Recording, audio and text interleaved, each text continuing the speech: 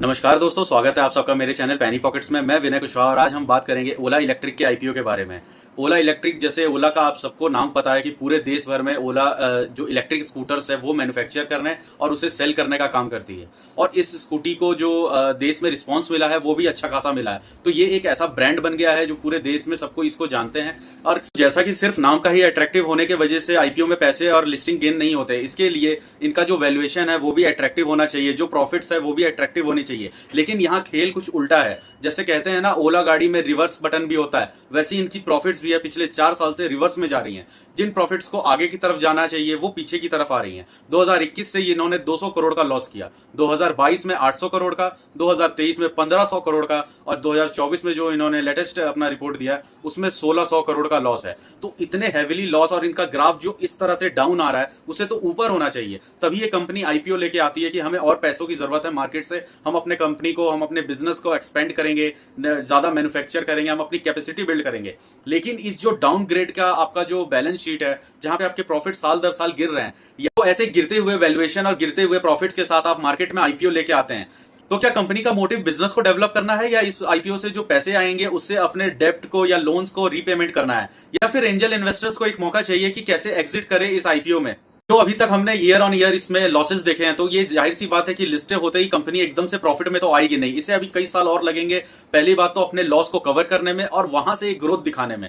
तो मार्केट में इसके आईपीओ के लेके इस तरह से हाइप बना हुआ है जैसे कि लोग परेशान है, अगर हमारा अलॉटमेंट नहीं लगा तो पता नहीं कितना बड़ा नुकसान हो जाएगा, जबकि ऐसा कुछ नहीं है। अब इस समय जो ग्रे मार्केट प्रीमियम है वो भी 20% का चल रहा है। तो 20% गेन के लिए, वो भी लिस्टिंग गेन के लिए, आप अपना पैसा को 5 दिनों के लिए इसे होल्ड करें और उसके बाद लिस्टिंग के 3 दिन का इंतजार। तो प्रॉफिट एंड लॉस को देख के तो ऐसा लगता है जैसे कि कंपनी ने एंजल इन्वेस्टर्स के सारे पैसे भी मार्केट में लगाने के बाद और अपने बिजनेस में लगाने के बाद भी प्रॉफिट नहीं कर पाई। अब इन्होंने शेयर मार्केट का रुख किया है ताकि यहाँ पे कुछ इन्वेस्टर्स और रिटेल इन्वेस्टर का खास करके पैसा लिया जाए और इसे भी, जैसे ओला के आजकल स्कूटीज में इतने आग लग रहे हैं, वैसे पैसों में भी आग लगा दिया जाए। जब इन्होंने अपने एंजल इन्वेस्टर्स को ही अच्छा रिटर्न नहीं दिया है तो फिर ये रिटेल को कैसे देंगे, खास करके जब ये इतने हैविली लॉस कर रहे हो।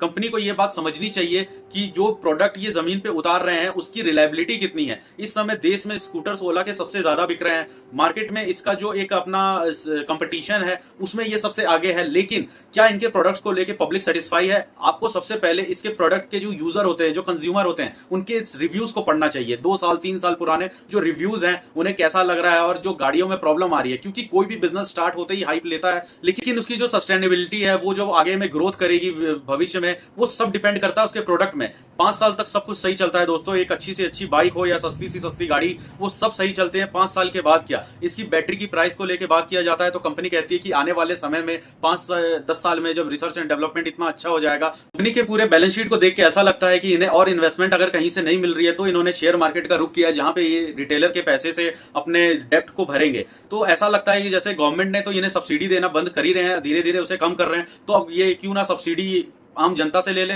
मतलब हम आईपीओ में पैसे लगा रहे हैं, इसे आप एक सब्सिडी के तौर पे देखिए कि आप एक कंपनी को आप सब्सिडी दे रहे हैं। ओला एक पहले से ही लॉस मेकिंग कंपनी है और अब वो मार्केट में आईपीओ के थ्रू आके क्या रिटेलर्स को भी लॉस ही देगी?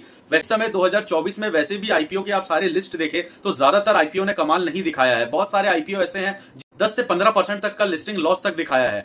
आम रिटेलर आईपीओ में पैसा इसीलिए लगाता है ताकि उसे एक बहुत ही अच्छा लिस्टिंग गेन मिल सके या फिर लंबे समय के लिए उसकी वेल्थ बन सके। हम इस इंप्रेशन से पैसा लगाते हैं कि एक कंपनी है जो बहुत अच्छा प्रॉफिट कर रही है साल दर साल, अरे ऐसी कंपनी को तो मार्केट में होना चाहिए, इतने अच्छे balance sheet year on year आ रहे हैं, इसे तो मार्केट में लिस्टेड होना चाहिए ताकि मैं हर साल अपने पैसे को ग्रो होता देखूं जैसे कंपनी ग्रो हो रही है। लेकिन ये एक ऐसा पेड़ है जो दिन पर दिन और साल दर साल छोटा ही होता जा रहा है। आप बिजनेस तो एक्सपेंड कर रहे हैं लेकिन किस वैल्यूएशंस पे? ये इतनी लॉस मेकिंग कंपनी है, जब ये अपने आप को जब तक प्रॉफिट में लाएगी तब तक तो कई समय निकल चुके होंगे। इस आईपीओ में अलॉटमेंट 10% रिटेलर के लिए रखा गया है, उससे ज्यादा नहीं है, क्योंकि उन्हें भी पता है कि ये लॉस मेकिंग कंपनी है, इसमें ज्यादा रिटेलर का पैसा फंसेगा। मेरी तो पर्सनल ओपिनियन ये है कि जैसे हाल ही में हमने देश का बजट देखा और अपने एफएनओ, इंट्राडे स्विंग और जो शॉर्ट टर्म कैपिटल गेन्स है, इस पे गवर्नमेंट का इतना ज्यादा मतलब ध्यान है कि हमारे रिटेलर्स का पैसा ना फंसे।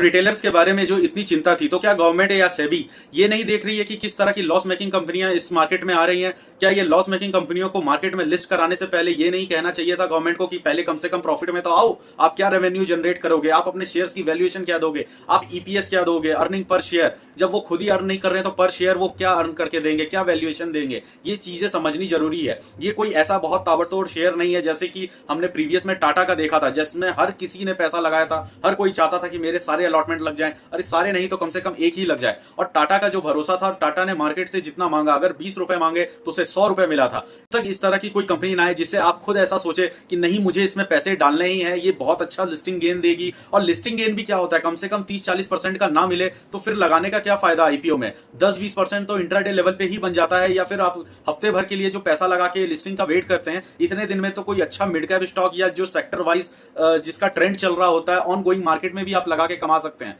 ऐसा बिल्कुल नहीं है कि आईपीओ में पैसे नहीं लगाने चाहिए या आईपीओ में पैसे लगाने से बनते नहीं है, लेकिन आपको ये समझना पड़ेगा कि मैं कैसे प्रोडक्ट पे पैसा लगा रहा हूं। क्योंकि आईपीओ में पैसा लगाना, अगर आप सिर्फ लिस्टिंग गेन के लिए लगा रहे हैं तो ट्रेडिंग ही बहुत है, और अगर आप फ्यूचर वेल्थ के लिए पैसा बनाना चाहते हैं तो मार्केट में ऑलरेडी इलेक्ट्रिक व्हीकल से रिलेटेड और ऑलरेडी कई स्टॉक्स हैं, उसमें भी पैसा लगा सकते हैं। जितना आने वाले समय में आपको ओला रिटर्न नहीं देगा, अगर आज आप ओला पे पैसे लगाते हैं और आप अगले 5 साल तक यही वेट करते हैं कि कंपनी प्रॉफिट में आ जाए, तो मतलब उससे तो बेटर होगा कि आप टाटा मोटर्स की तरफ शिफ्ट कर देंगे। ऐसा नहीं होता है कि 1000 रुपए का शेयर प्राइस देख करके आपको लगे महंगा है और ये 70-72 पे आ रहे हैं तो ये सस्ते हैं। पैसा अमाउंट कभी कम नहीं होता, कभी सस्ता नहीं होता। वो तो कंपनी अगर अच्छी परफॉर्मेंस रखे, साल दर साल अपने रेवेन्यू में ग्रोथ करे, प्रॉफिट करे, और प्रॉफिट ऊपर नीचे भी होती रहे, तो उसमें प्रॉब्लम्स नहीं होती है। उसके शेयर्स अपने आपको खुद ही ईपीएस के थ्रू वैल्यू से एडजस्ट कर लेते हैं, तो ऐसे शेयर्स की तरफ जाना ज्यादा सही रहेगा, बिसाइड्स की उनमें जो ज्यादा ही लॉस कर रहे हैं। कि ओला के अगर आईपीओ को देखा जाए तो ये मार्केट में छाया हुआ सिर्फ एक बहुत बड़ा हाइप है और कुछ नहीं। वैल्यू भी हम किसी कंपनी पे रिसर्च करते हैं या कंपनी किसकी है जानने की कोशिश करते हैं तो हम प्रोमोटर्स को देखते हैं।